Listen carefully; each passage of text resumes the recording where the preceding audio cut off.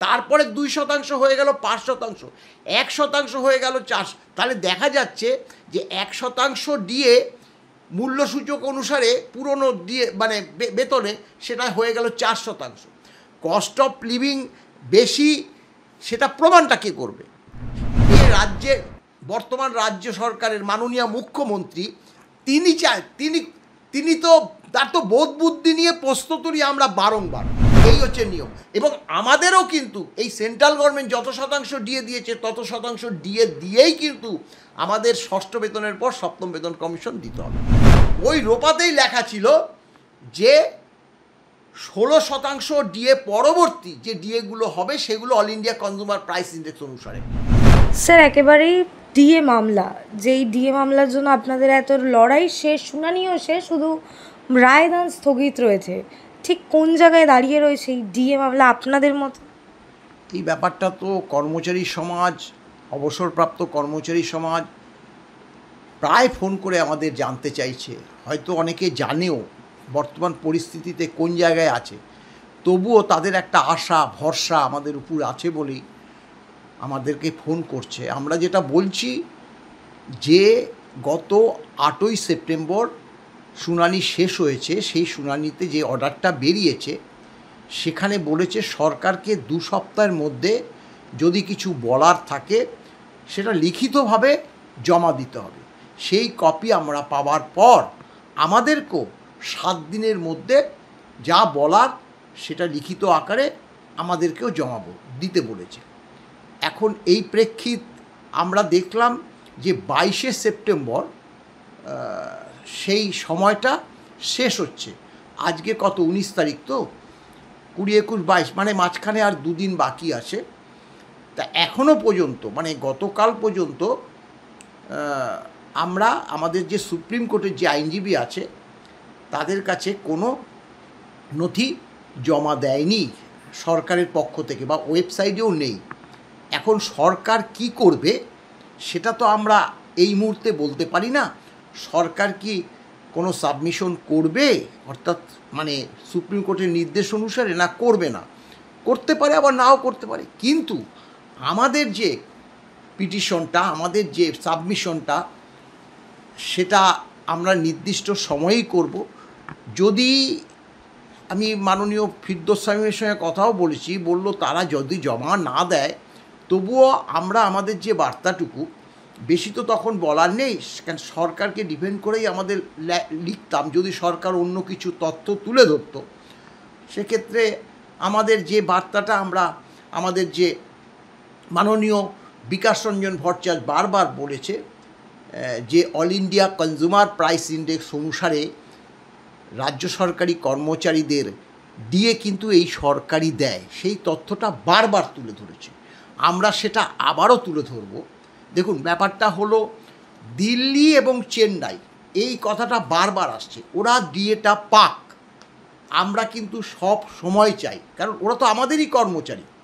কিন্তু আমরা কেন ওদেরকে উঠিয়ে নিয়ে আমাদের এই ডিএ মামলায় যুক্ত করেছিলাম, তার মূল কারণ সরকার একদিকে বলছে যে all India consumer price index অনুসারে ডিএ দেওয়া হয় না, কিন্তু একদম জলজল করছে যে রাজ্য সরকারি কর্মচারীদের এ রাজ্যে দেয় না, কিন্তু দিল্লি চেন্নাইতে। আমি আবারও উদাহরণ দিয়ে কয়েকটি বলে দিয়েছি। আমরা দেখুন, আমাদের যে পঞ্চম বেতন কমিশনের ডিএ শুরু হয়েছিল 1/4/2008-এ 2% দিয়ে, এবং তখন এই যে দিল্লি চেন্নাইতে ওই 1/4/2008-এ তারা পেত 12%।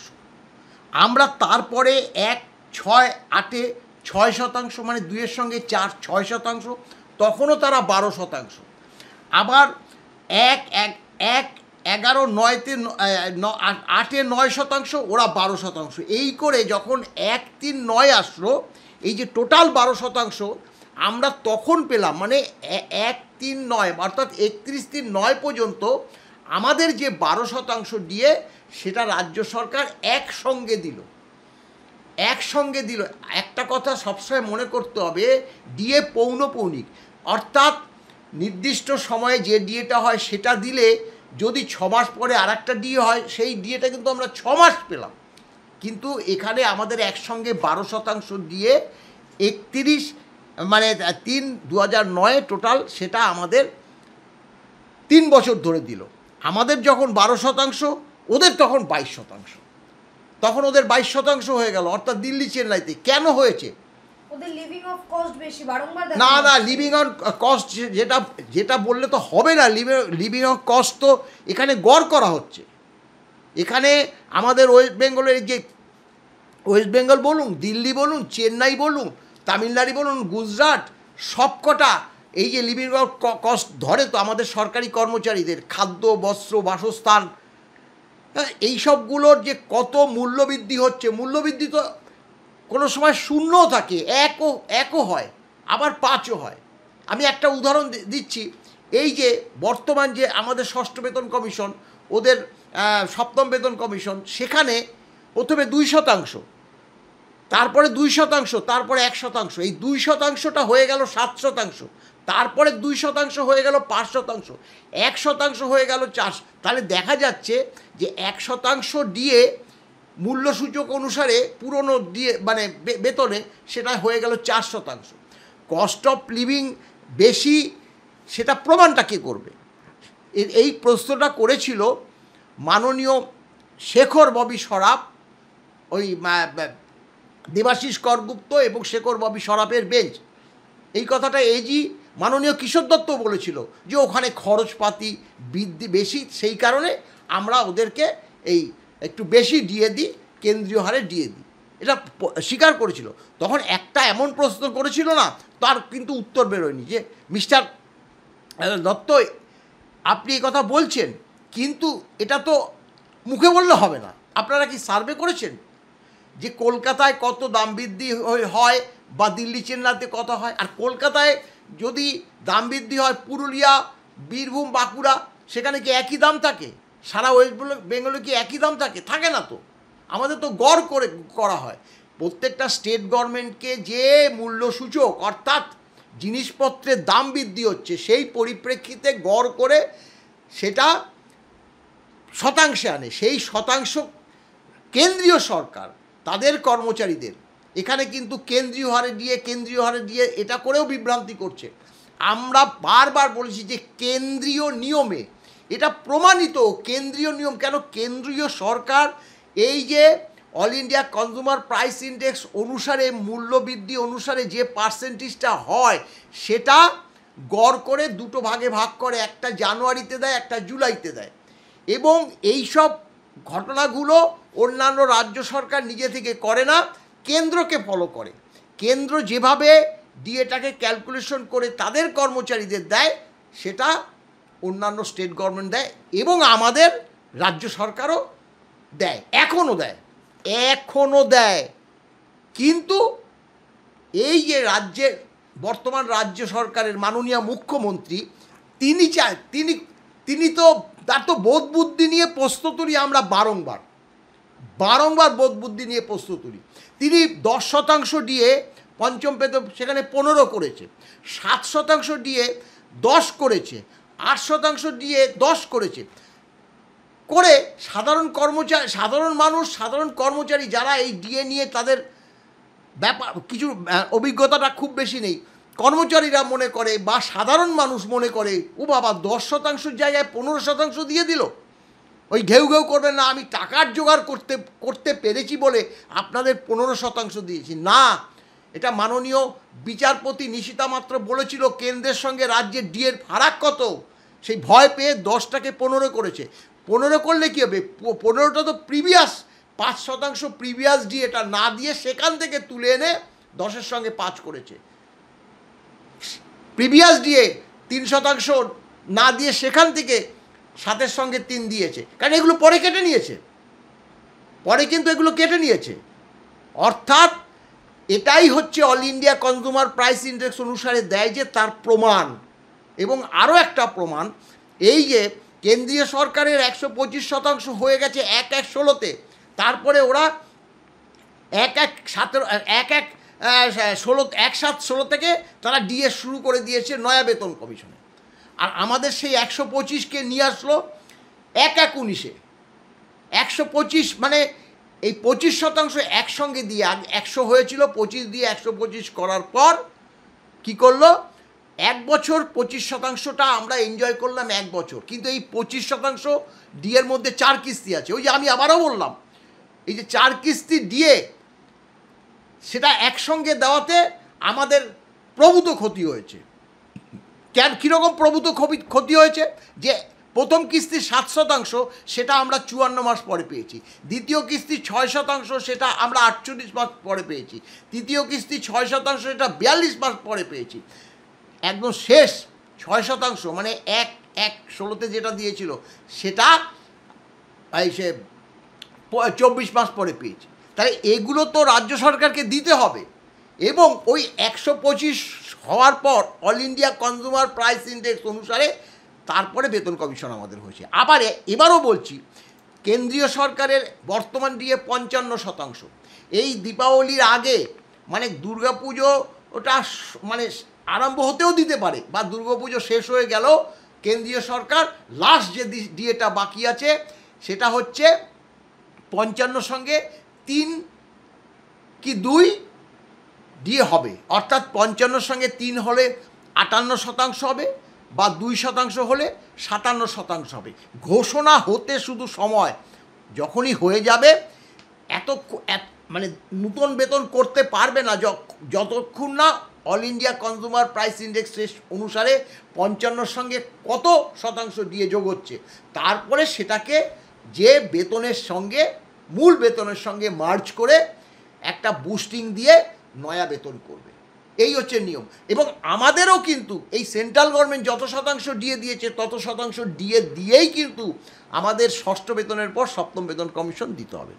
অর্থাৎ এগুলো, এই যে ক্যালকুলেশন আমি বারবার বলেছি, আমরা কিন্তু এই যে দিল্লি চেন্নাইতে কিভাবে ডিএ পেয়েছে সেটাও আমাদের লিস্ট জমা দেওয়া আছে, সেটাও তুলে ধরবো, কিন্তু আমরা এদেরকে ফলো করে ডিএটা আমরা চাইবো না। আমরা চাইবো যে, কেন এটা চাইতেও পারবো না, কারণ ওদের তো সুমোটো রাজ্য সরকার সেই চতুর্থ বেতন কমিশন থেকে, চেন্নাই তো 94 সালে, আর দিল্লি তারও আগে 6 মাস আগে, অর্থাৎ 93 সাল থেকে এই all India consumer price index একদম নির্দিষ্ট নিয়ম মানে মেনে, অর্থাৎ কেন্দ্র যেভাবে ডিএ দেয় দিল্লি চেন্নাই সেভাবে ডিএ পায় কর্মচারী সমাজ। অর্থাৎ তাদের তো 12% 1/4/2008 12 ছিল, আমাদের তো 1/4/2008 2% ছিল। আমরা 16% ডিএ আমরা রোপা মেনে, আইন মেনে, কেন আমরা রোপাকে তো আমরা বলেছি সংবিধান অনুসারে রোপা 209 অনুসারে রোপা তৈরি হয়েছে, তাকে আমরা তো মান্যতা দেবো। আর মান্যতা দিয়েছি বলেই তো আজকে আমরা এত বড় জয় পেয়েছি। আমরা যদি একদম পুরো কেন্দ্রীয় হারে যদি ডিএটা চাইতাম, আর এদিকে রোপা সরকারের তো একটা, এই যে মন্ত্রিসভায় সিদ্ধান্ত মতো যে মোতাবেক যে রোপাটা তৈরি হয় তাকে মান্যতা দিতে হয়, সেই মান্যতা যদি না দিই সেটা আইন বিরুদ্ধ চলে যায়। আমরা সেটা করিনি। ওই রোপাতেই লেখা ছিল যে 16% ডিএ পরবর্তী যে ডিএগুলো হবে সেগুলো all India consumer price index অনুসারে দিতে হবে। আমরা ওই 16% ছেড়ে দিয়ে পরবর্তী, মানে 1/1/2009 যে 6% দিয়ে দিয়েছিল সেটা আমরা হাতে পেয়েছি 1/4/2009। তা সেটা মান্যতা দিয়ে এইবার জুলাই 2009 থেকে আমরা একদম 1/1/19 পর্যন্ত জেট টেনে এবার আমরা কর্মচারী সমাজকে বলবো, আপনাদের যে বেসিক যারা অবসর নিয়েছে তাদের বেসিকটা ফিক্সড, অর্থাৎ 1/7/2009 শুধু বেসিকটা বার করতে হবে, অর্থাৎ পেনশনের বেসিকটা কত, আর কোনো অসুবিধা হবে না। আমরা বলে দেবো কত শতাংশ ডিএ কত মাস, সেগুলো ক্যালকুলেশন করে পাশে বসাবে, যোগ করবে, হয়ে যাবে। আর যারা ইন সার্ভিসে আছে তাদের 1 বছর পর 3% বেতন বৃদ্ধি হয়।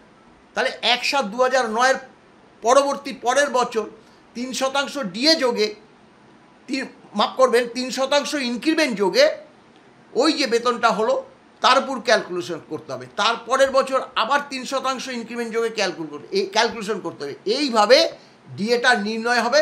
সেটা আমরা আবারও একবার তুলে ধরেছি, আমরা আবারও তুলে ধরব। স্যার একেবারেই শেষ প্রশ্ন, আমরা বারংবার রাজ্য সরকারের পক্ষ থেকে যে ডিলেটরি ট্যাকটিস, আইনি ভাষায় বলতে গেলে ডিলেটরি ট্যাকটিস ব্যবহার করতে দেখেছি, এইবারও যদি তারা কোনো না কোনো ছল বা কিছু করার চেষ্টা করে, আপনাদের পক্ষ থেকে কী নেওয়া হয়?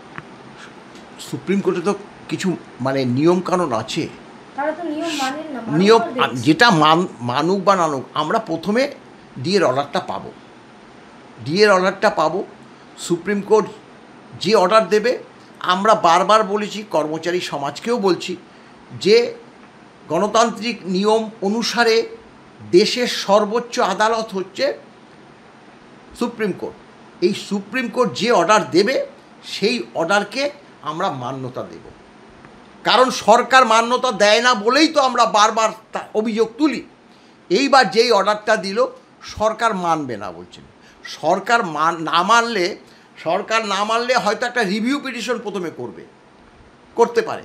এই রিভিউ পিটিশন আমরা দেখেছি সুপ্রিম কোর্টে জাজদ্বয় তাদের চেম্বারে বসেই করে, দিন সাতেকের মধ্যেই সিদ্ধান্ত নেয়। সেটা আমরা এসএসসিতে দেখেছি, আপনারাও জানেন। ওই শুধু দেখে, পরদিন বলে যে রিভিউ পিটিশন খারিজ। এটা করবে, তারপরে কোথায় যাবে? এই সরকারকে ডিএ দিতে হবে এবং বোকামি করবে। এবার যদি না দেয়, সেটা তৃণমূলের বোকামি হবে। বিগত দিনে বাম সরকারও বোকামি করেছিল। আমরা বলেছিলাম যে এবার যেই অবস্থা আমরা লক্ষ্য করছি, তাতে বাম সরকার থাকবে বলে আমরা মনে করছি না, এইভাবে আমরা বলেছিলাম। অতএব যে 2 কিস্তি ডিএ এখনও বাকি রয়েছে, 10 আর 6 16% ডিএ, সেটা দিয়ে দিক। পরবর্তী যে সরকার আসবে তারাই কিন্তু বেকায়দায় পড়বে। তখন যদি 16% ডিএ দিত, তাহলে তৃণমূল কংগ্রেস আরও বেকায়দায় পড়তো। কিন্তু বাম সরকার সেটাকে ভজিয়ে রাখলো, সেই মুহূর্তে দিতে হলো না। কিন্তু সেটা যদি ওই 1 জুলাই থেকেও দিত, অর্ডারটা বার করে দিয়ে যেত, তাহলেও কিন্তু সরকারের অনেক অর্থনৈতিক আরও দায়বদ্ধতা বাড়ত। এবারও বলছি, এই যে সরকার, তৃণমূল সরকার আগামী দিনে থাকবে বলে আমরা কিন্তু অনেকেই এখনও মনে করছি না। কারণ যে ধরনের অরাজকতা পশ্চিমবঙ্গে শুরু হয়েছে, খুন, জখম, ধর্ষণ থেকে আরম্ভ করে দুর্নীতি, মানুষ আর এই তৃণমূল সরকারকে চাইছে না। অর্থাৎ তৃণমূল ক্ষমতায় থেকে চলে যাক, সেটা কিন্তু অধিকাংশ মানুষ কিন্তু চাইছে, যতই যে যা বলুক। আমরাও তো এদিক ওদিক ঘুরে একটু রাজনীতি করি না, জানি। কিন্তু এটাই মনে করছে যে কে আসবে, মানুষ ঠিক করবে। যে যেদিকে মানে যেরকম মানে ক্যান্ডিডেট দেবে, তার উপর বিচার করে ভোট দেবে। আমরা চাইছি এবার দেখুন, যদি এই অর্ডারটা ইমপ্লিমেন্ট করে যায়, পরবর্তী সরকার তাদের দিতে হবে। এবং সেটা তো ওই প্রভিডেন্ট ফান্ডে ঢুকিয়ে দেওয়ার তো একটা নির্দেশ দিয়েই ছিল। এখন জানি না যে সর্বোচ্চ আদালত কী রায় দেবে, সেজন্য আমাদের ওয়েট করতে হবে। আবারও বলছি যে সরকার এখনও কোনো সাবমিশন করেনি। সরকার সাবমিশন করুক বা না করুক, আমরা নির্দিষ্ট সময়ে সাবমিশন করব। তার জন্য আমাদের ড্রাফটও তৈরি হয়ে রয়েছে। শুধু যদি কিছুটা অ্যাডিশন অল্টারনেশন করতে হয় সরকারের সাবমিশনের পরে, সেটা আমরা করে নেব।